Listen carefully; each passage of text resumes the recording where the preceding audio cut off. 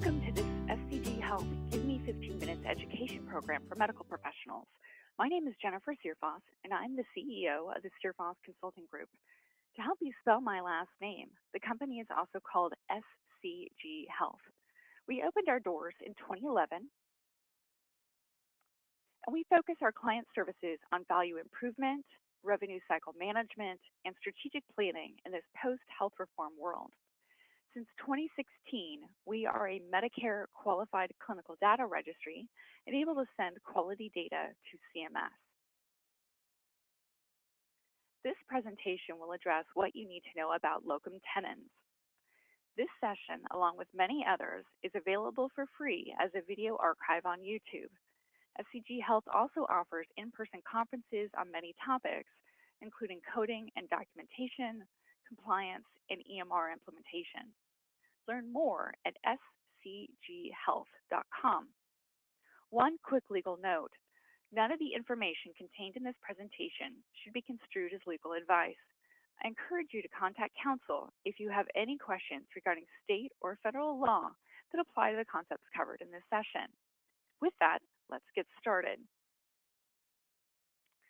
So just a brief introduction to locum tenens, and I encourage you to go check out the infographic that we developed earlier this year in 2017, which we have now called the fee for time because CMS has renamed this concept. But we do have a locum tenens infographic, and at the bottom of the screen, I do have a URL, a short URL for you that you can go and download this directly.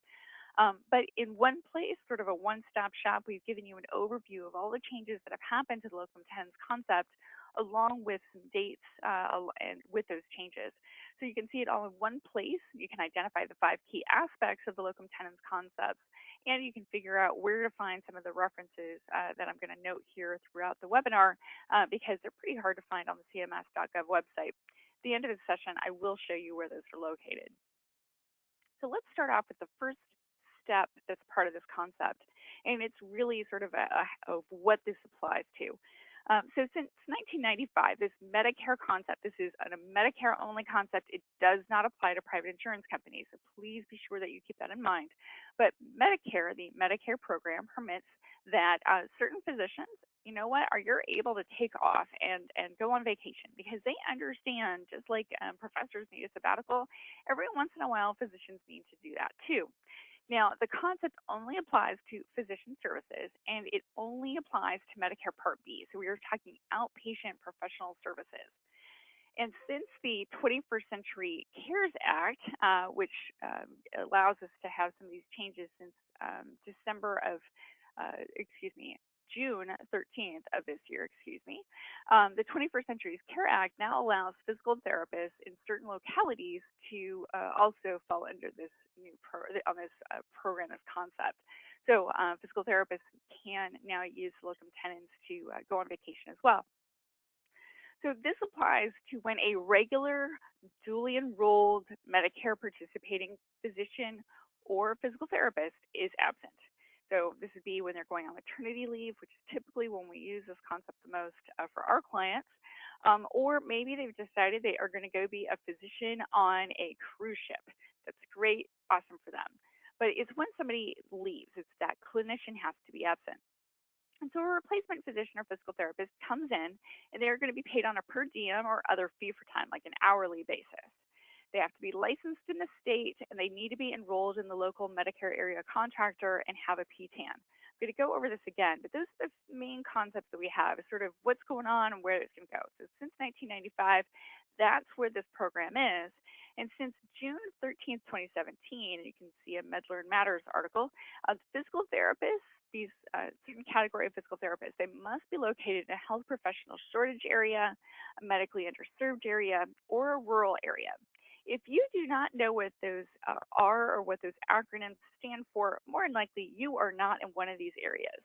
But as a little girl from Kansas, I can tell you, I know just along with my little dog Toto, where these HIPSAs, MUAs, and rural areas are. So if you don't know about them, you're likely not going to be in one of those areas.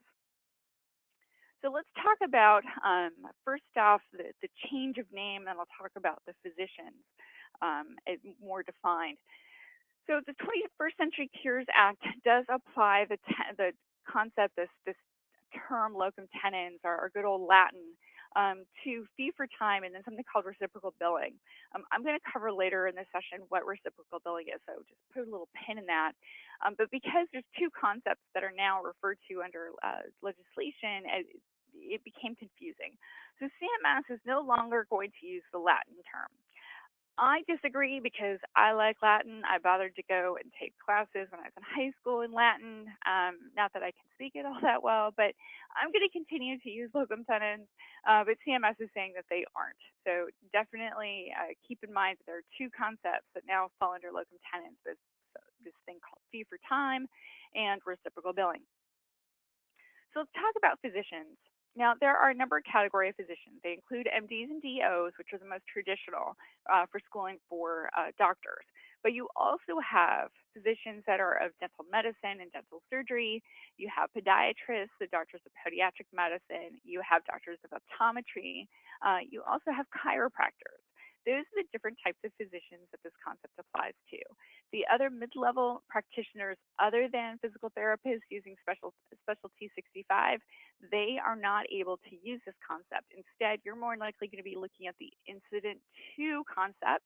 There is another video on Gimme 15 Minutes about incident 2, so check that out separately. If you're not sure what your specialty is or how you're defined, I highly recommend that you go and look it up in the NPI directory. So that's NPPES. We finally call that either NPES or NIPSI. I prefer NIPSI, but you can go and look up your specialty as defined under NPI, and that will enable you to figure out if this concept applies to you. So let's talk a little bit more about these fee-for-time arrangements, and they are contracts. So here I am going to put on my legal hat and talk to you more about this. So in my contracts class back in law school, they talk about the four corners of a document. This contract has to be in writing.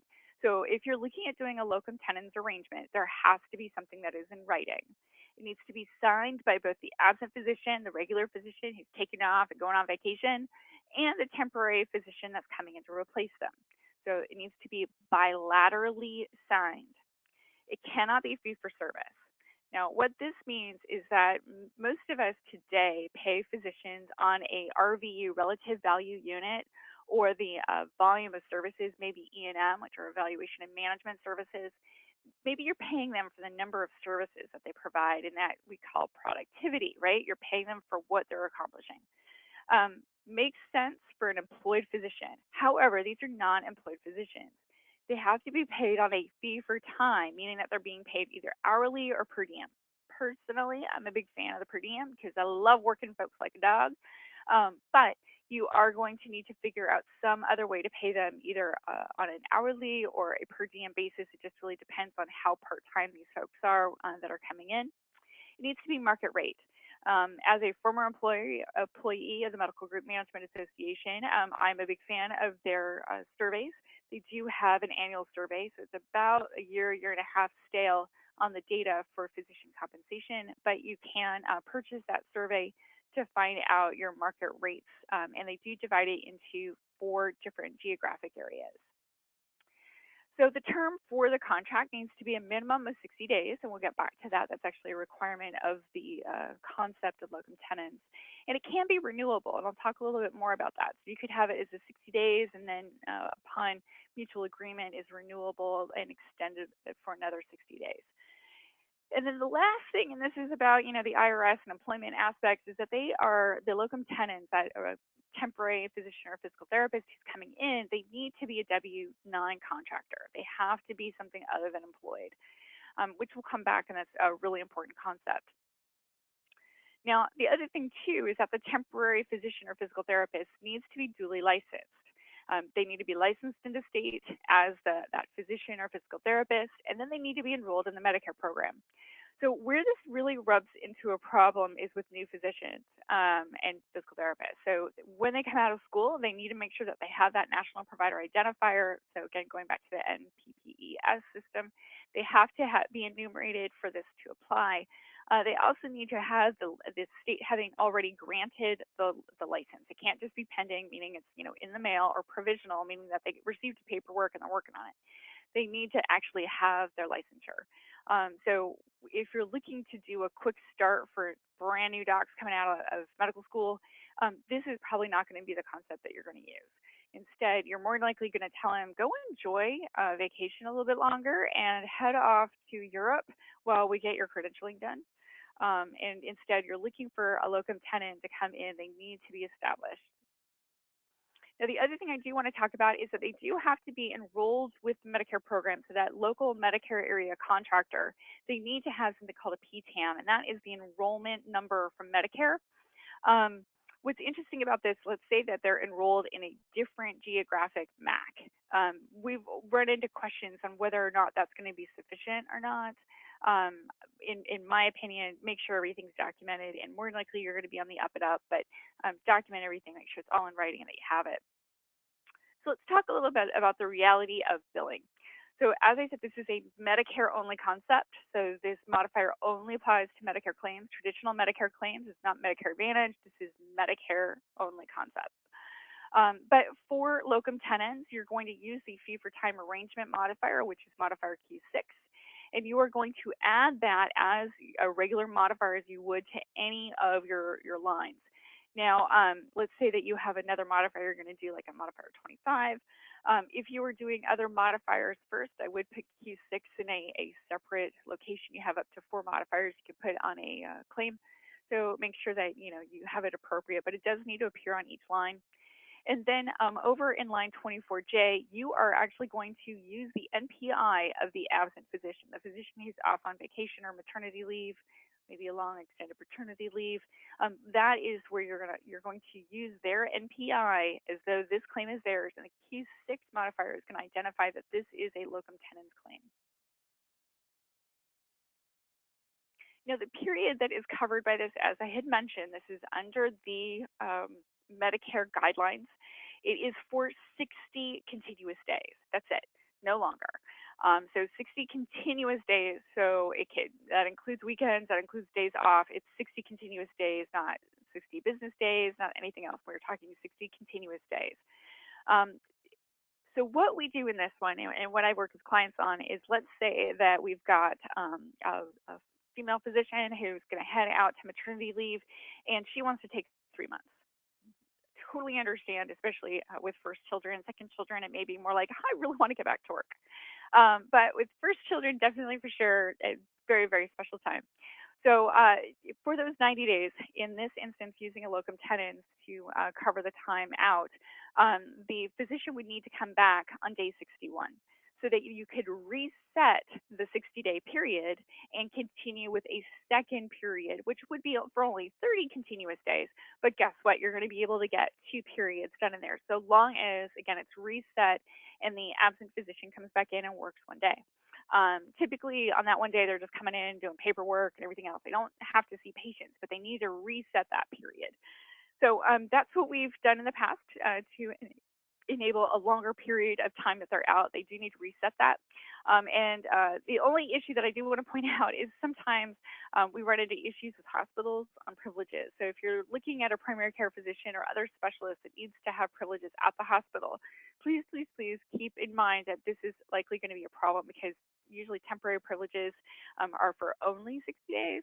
So talk to the hospital, figure out what you can do if you are looking at a period of longer than 60 days. Now, I wanted to talk about reciprocal billing. Reciprocal billing is a little different. It is a separate concept that, as I said, the 21st Century Cure Act began to confuse the concepts. This is why we love Congress, because they love confusing things for us. So it is a separate concept, and really in what I want to make sure you all understand is that reciprocal billing is really intended for the small groups, small solos that have a informal arrangement. Again, it needs to be something that's not in writing. It's just sort of this arrangement that they do, and it's when they cover one another. So for example, let's say we have 2 solo podiatrists. They are going to go on vacation, one the first week of June and the other the first week of July. During that time, they are going to see each other's patients as though they were that other clinician. That's okay. That is a reciprocal billing arrangement, and so long as you're demonstrating that you act in this way and that it is reciprocal, that is absolutely okay. It's a two-way street arrangement, and it is, again, something that you're doing just temporarily. So obviously less than 60 days, but I think more importantly, at for not a it's not that it's not a long period of time, it's that you're not doing it for the whole year. It is something that's very, very short lived. The other thing I want to point out is that this really doesn't apply to group practices. Again, it's really more of a solo deal. They do have two exceptions here. It's for hospice services if you're looking for coverage, and maybe you've got a physician who's not the member of the group that comes in as sort of a moonlighter. That might be something that you can look out, where it's an employment arrangement for the group where you need coverage. So very separate concept. You would use modifier Q5 instead of Q6 to bill these services, but very, very limited in its scope and application. So I'm sure you have tons of questions. We're going to be sure to cover those in another Gimme 15-minute video on both myths and questions that you might have in scenarios. But let me cover where these items are found, because it is buried, and I do mean buried, on the CMS website. So you're going to first check out the Medicare only manual. That's really where you're going to head off to. And then there is also this MedLearn Matters article, which I don't even know if they're still calling that. I will, but it's MM10090. So let me quickly show you where those are located on the CMS website. So we're going to start off here, and let me make sure I can get this all to work. 1 second.